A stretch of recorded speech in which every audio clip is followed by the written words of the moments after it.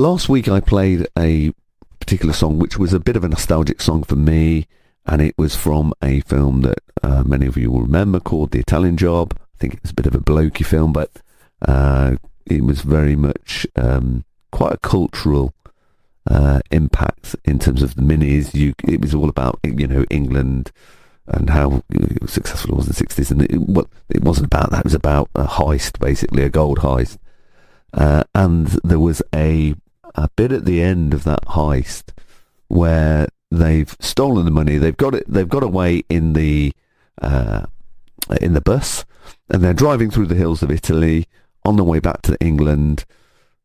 All successful, everybody's cheering, everybody's happy, and then you get the bus veering off the road and then basically balancing just on the edge of this cliff, with the gold at the very end where the cliff is,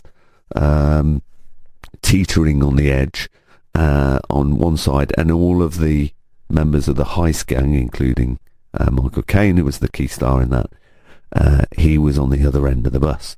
And you may well remember, having seen that film, he tries to get nearer to the gold. The nearer he gets, the more it looks like that the gold is going to go over the edge. And the very end of the film, he said, guys, I've got a plan. And it ends there. And I always said, after playing that record last week, I always said, why did they not make a sequel to that? Because they made a remake of the movie, of The Italian Job. I think it was in the late 90s or in 2000s.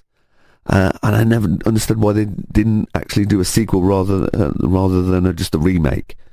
Because you're never going to emulate the brilliance of that movie anyway. And at the end of last week, I didn't spot this. It was a text that came in. Somebody had written in and said, I think I've got a solution of how they could have got the gold from the bus at the end without it teetering and toppling over the edge of this cliff.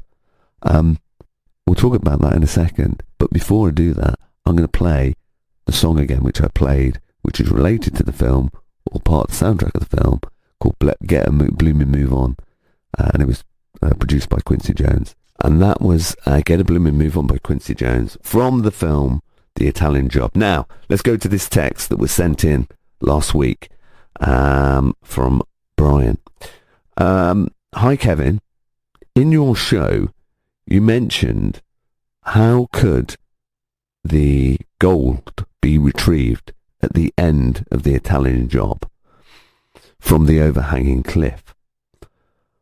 I would have used a small macaque monkey. Sorry, I was just a bit shocked by that. To retrieve the gold. They are extremely light and agile, with high strength to size ratio, particularly in their arms. Thank you for that, Brian. If anybody else has a better idea than Brian, which is highly likely, of how to get the gold back in the Italian Job, then drop me a line on the following WhatsApp number.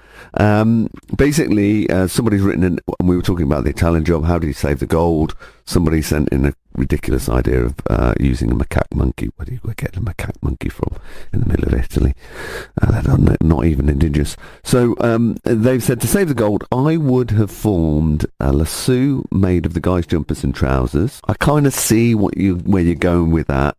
The only issue is, how do you get it tethered to the gold? I know they're in kind of like a cagey thing, but anyway, maybe you could hook it over somehow.